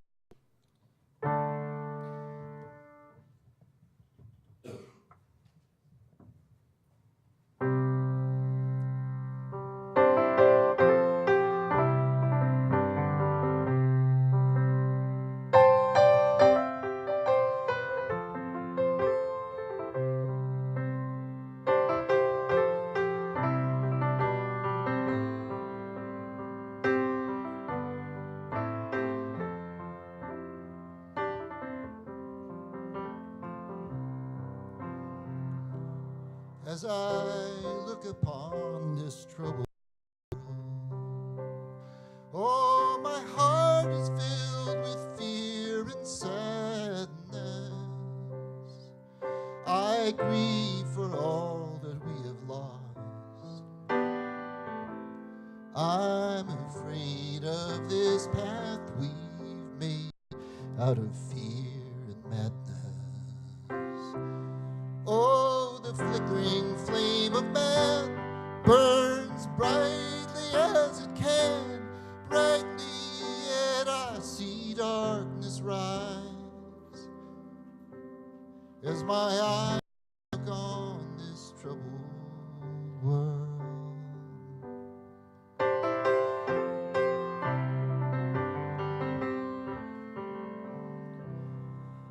As I look upon this troubled world, I would clutch the ones I love and hold them close. How the tide may turn, no tongue can tell, and the way out of this hell we've made for ourselves, no one knows. Oh, the very oceans cry, the fish and the seabirds die, strangled and choked in our oily waves.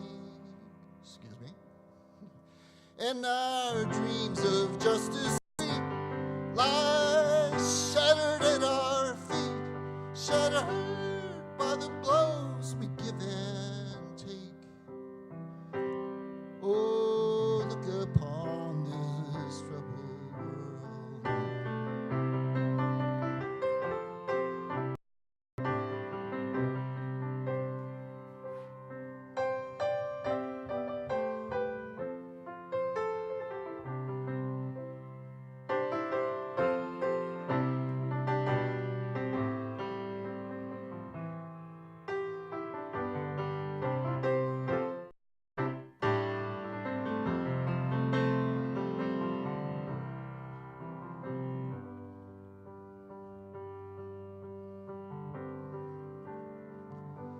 As I look upon this troubled world, I still see the signs of mercy everywhere. Though she is forced at times to skulk and hide, deepest source of our pride, derided and mocked by cold air. But good men and women know the songs made long ago hold secrets to keep the beast at bay. When bow flies over string, when gathered neighbors sing, awakening what fear can't take away. So I sing out to this troubled world. I keep singing for a troubled world.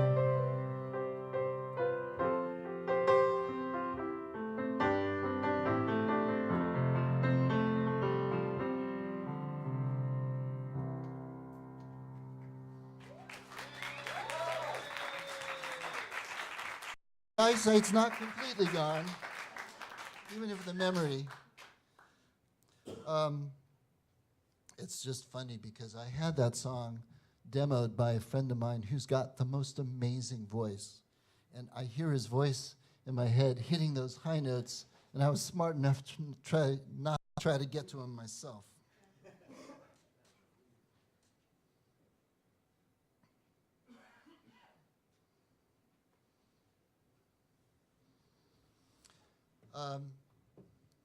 So I actually write a lot of bluegrass songs, and a lot of my songs have been recorded by bluegrass artists.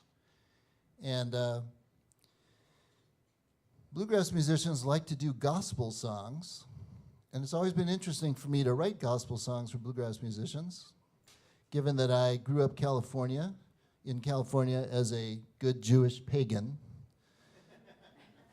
So I've sort of fallen down on writing what I like to call non-sectarian gospel songs. And this is one based on a story a friend of mine told me about how she liked to walk in the woods with her dad. And so there's a little bit of tribute to the outside as kind of a religious place, a temple, if you will. It's called Walking in the Woods.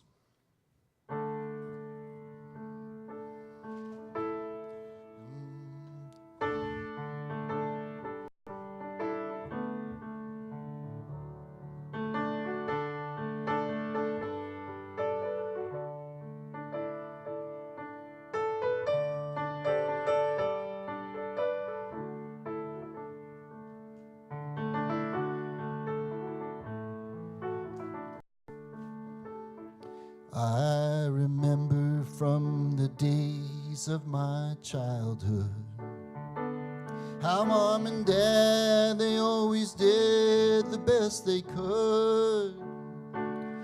And no matter how hard he had been working, on Sunday Dad and I'd go walking in the woods. On the outskirts of town and down a train track. I hadn't seen a train in 30 years. To a trail up the mountain early morning. The wind had whispered secrets to my ear. Now praying in a room with stained glass windows. That's a thing that I never understood. I learned all the glory that I needed. Those days when Dad and I went walking in the woods.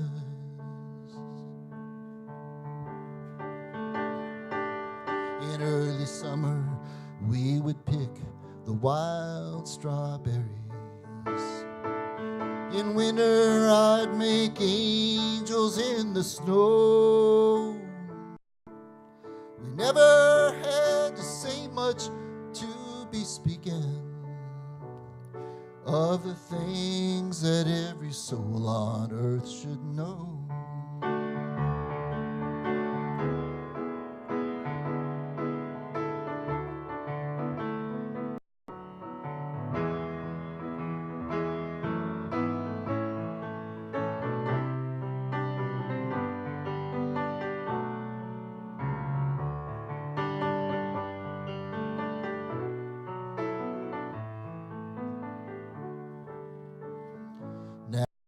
Years have come and gone since those good days.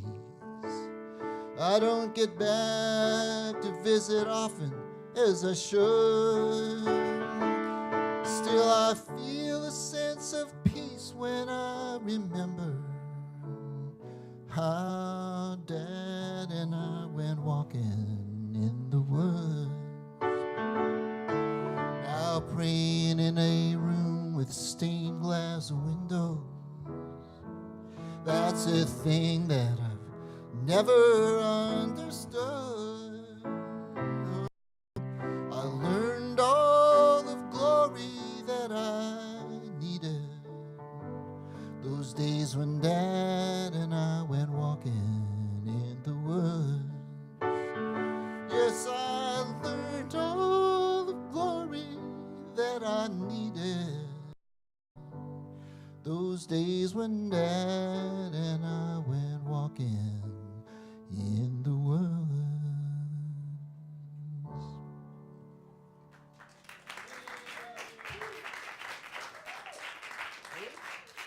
Thank you so much.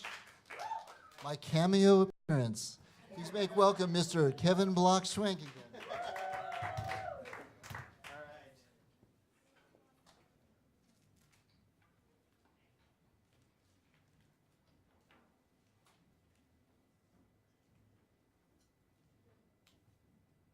So give it up for Mark, especially for stepping in there.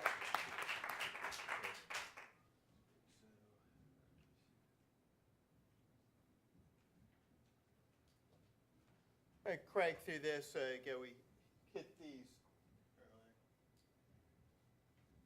this is again in your program, page 3. I would also point out that one of the beautiful poems that was shared by Professor Flanders is on the back page of the program, so immortalized in print.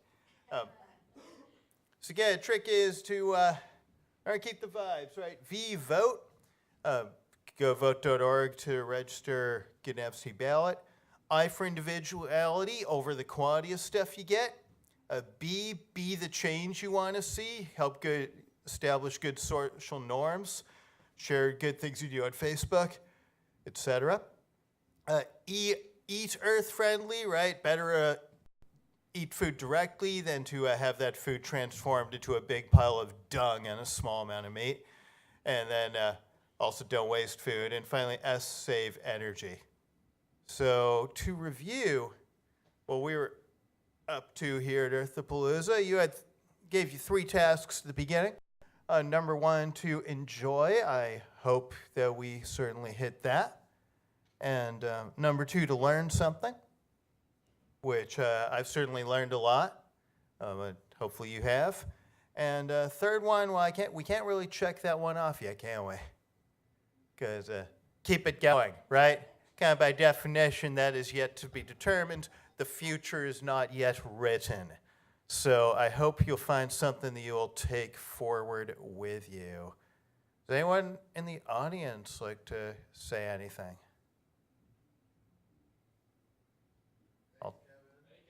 Oh, you're welcome. Hey, thank you.